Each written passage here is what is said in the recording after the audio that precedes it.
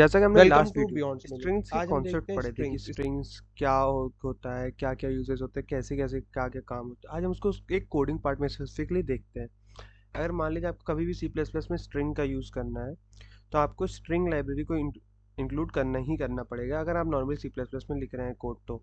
हाँ, पाइथन्स में इसकी ज़रूरत नहीं पड़ती, जावा में भी समटाइम्स नहीं पड़ती, बट हमको सी प्लस प्लस में लेना।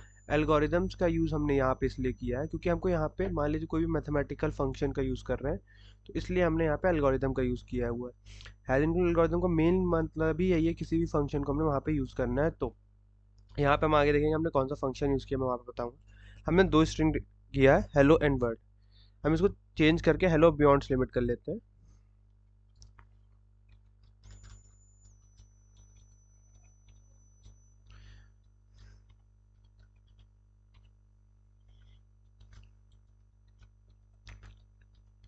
ठीक है, तो अब बियॉन्ड लिमिट कर दिया हमने। अब यहाँ पे अब हम देखते हैं, यहाँ पे देखिए फिर हमने क्या किया, स्ट्रिंग फुल स्ट्रिंग। हमने फुल स्ट्रिंग का मतलब कॉन्केटिनेशन फंक्शन स्ट्रिंग का यूज़ किया, जिसका मतलब होता है दोनों जो स्ट्रिंग्स है उसको कंबाइन कर दो।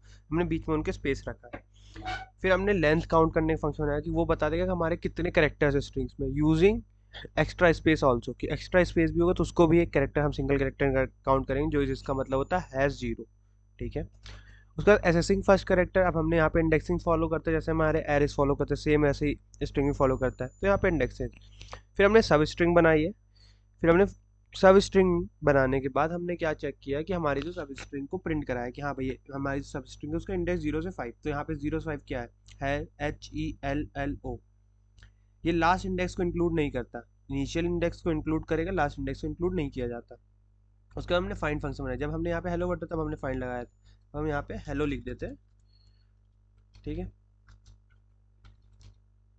अब हमने यहाँ पे नॉर्मली यहाँ पे प्रिंट कराया कि हेलो फाउंड। तो यहाँ पे हमको वर्ड पे भी चेंज करना पड़ेगा क्योंकि हमने यहाँ पे हेलो का यूज़ कर लिया है।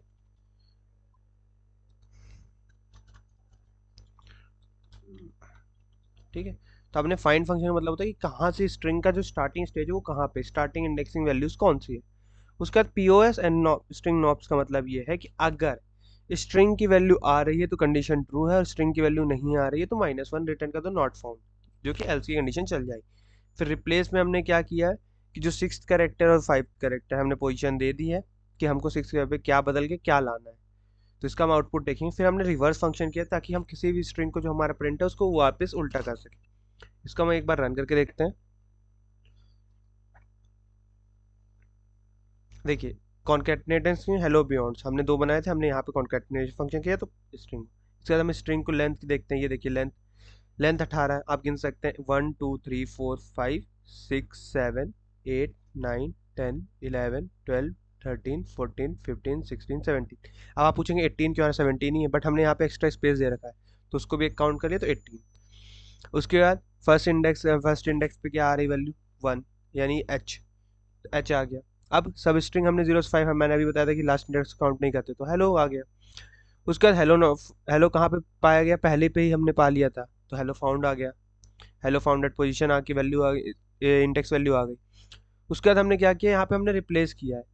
अब हमारे यहाँ पे जहाँ पे हमारा बियॉन्ड था हमने 6 और 5 डाला है क्योंकि हमको 6 पोजीशन पे बदल के 5th पोजीशन वाली चीज़ों को बदल दो। तो उसने क्या किया है, जहाँ पे बियॉन्ड लिखा था वहाँ पे हमने चेंज करके यूनिवर्स कर दिया, तो यहाँ पे हेलो यूनिवर्स आ गया। अब हमने यहाँ पे इसको रिवर्स फंक्शन चला दिया है।